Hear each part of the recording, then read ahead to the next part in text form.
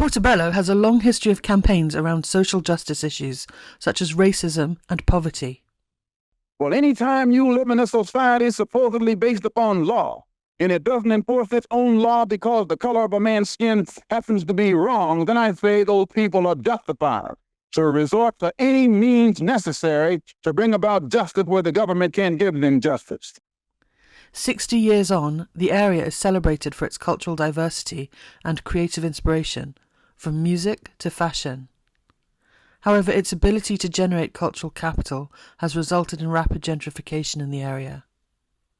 What can the market tell us about this ever-changing environment? Well, sometimes we're a bit disparaging and say it's not the way it was, but I've come back to the market, and what's great about it is the fact that it's still special even though it's changed. When the film first came up, I had my shop, and they paid us to be able to shoot outside the shop, and most of the people I knew just laughed, how ridiculous, American, blah blah blah, and it's just like a joke, just so far removed from our neighbourhood, But then what I found over the years was that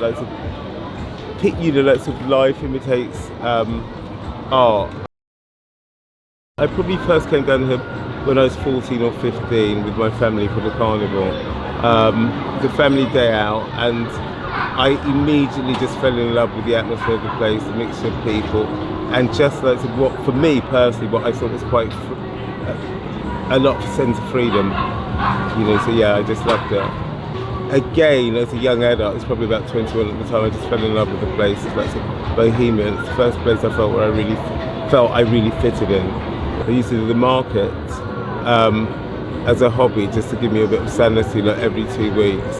I mean, my style was basically what I wore at university, which was very trendy. At the time, it was a period in fashion called Hard Times, where we wore ripped 501s and 50s shirts, and it was soul boy, after punk and new romantics, but there was a sort of vibe at the same time, magazines like The Face and ID were just starting and coming up, and I felt I was part of that crowd, and I was definitely a wannabe art student, so I wore clothes like that. It was just very successful at the get-go. I worked with the only other black guy for a few years, and every star, everybody who was anybody came in and started buying, and we got super trendy. I mean, we were good, but we also got really hyped up. So we did a mix of deconstruction and vintage clothing.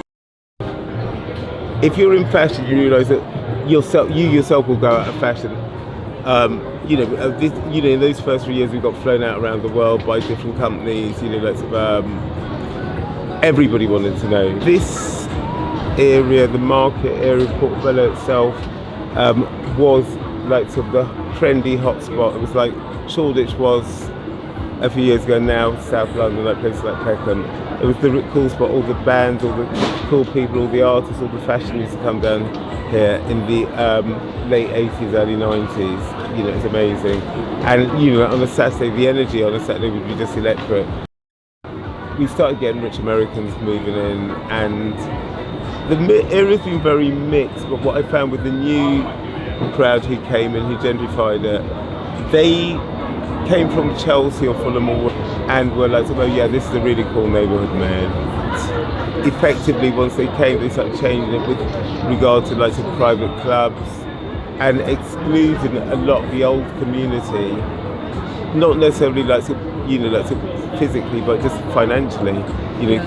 What you'd spend in some of the restaurants and bars, would be some families complete income. So that's what happened. I mean, I think what I always loved about Portobello was so mixed, racially, class-wise. Very liberal, but that's changed a lot. It's for me, become a ghetto for the rich, really. If you have a thought, pursue it. And give it all you've got. But I very much believe in it sounds corny, but believe in your dreams and pursue them.